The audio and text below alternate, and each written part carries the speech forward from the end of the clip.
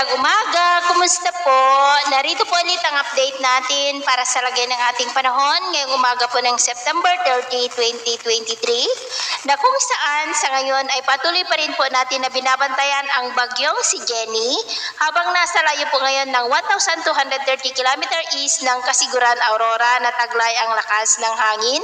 na umabot po sa 55 km per hour at bugso na 65 km per hour habang patuloy pong pagkilos nito pa-west, northwestward sa bilis na 20 km per hour.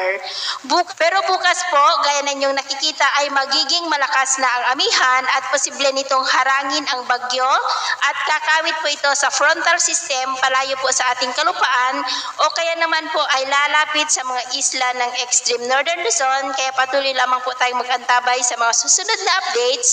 dahil marami pa po ang posibleng pagbabago lalo at nasa karagatan pa si Bagyong Jenny na inaasahan po na lalakas yan hanggang sa typhoon category at ito nga po ang pinapakita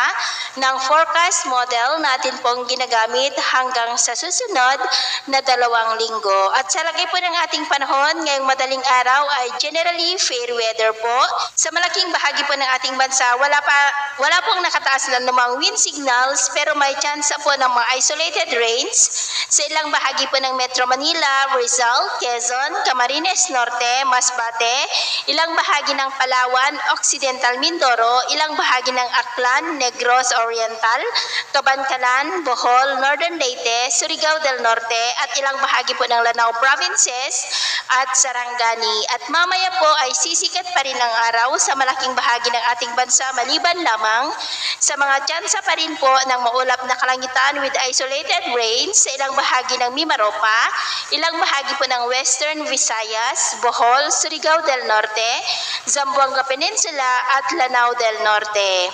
At mamayang hapon po, mas maraming lugar na muli dito sa ating bansa ang makakaranas ng maulap na kalangitan na may mga pulupulong pag-ulan, lalo na po dyan sa may Southern Luzon, Visayas at Mindanao. Kaya kung lalabas tayo sa ating mga tahanan, ugaliin lamang po natin lagi ang magdala ng kahit anong panangga natin sa init ng araw at proteksyon na rin po sa mga biglaang buhos ng ulan. At sa atin naman pong mga baybayin, wala pa rin naman po tayong nakataas na anumang gale warning signals, pero iba yung pag-ingat lamang po kung papalaot tayo para mas makaiwas sa mga sakunang